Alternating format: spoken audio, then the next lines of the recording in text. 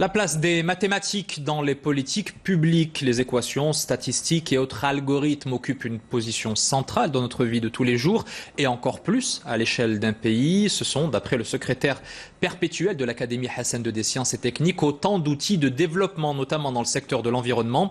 Omar Fassi Fehri intervenait en ouverture d'une conférence internationale sur le sujet à Rabat. Le récit de Tariq Bouhatem sur un reportage de Souad Zaitraoui Ala Ad-Din Hamidi. En fait, il faudrait régler l'ensemble. Sur tout ça, le plus important, ce serait vraiment que le rouge... Un colloque destiné à mettre les mathématiques appliquées au centre du développement humain. Ce sont près de 250 chercheurs et doctorants en provenance d'une vingtaine de pays qui se sont donné rendez-vous à Rabat, sous l'égide de l'Académie Hassan II des sciences et techniques et de l'Académie des sciences de France.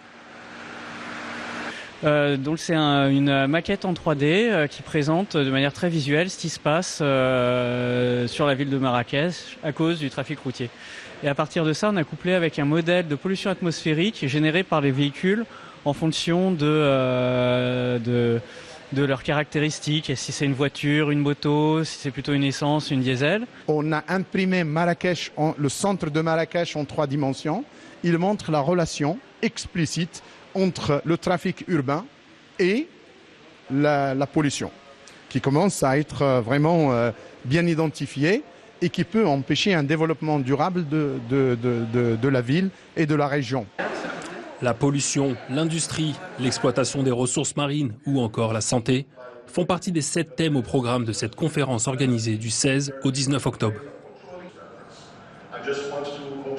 On a besoin des mathématiques, l'outil mathématique, dans la plupart des activités humaines, dans tous les domaines.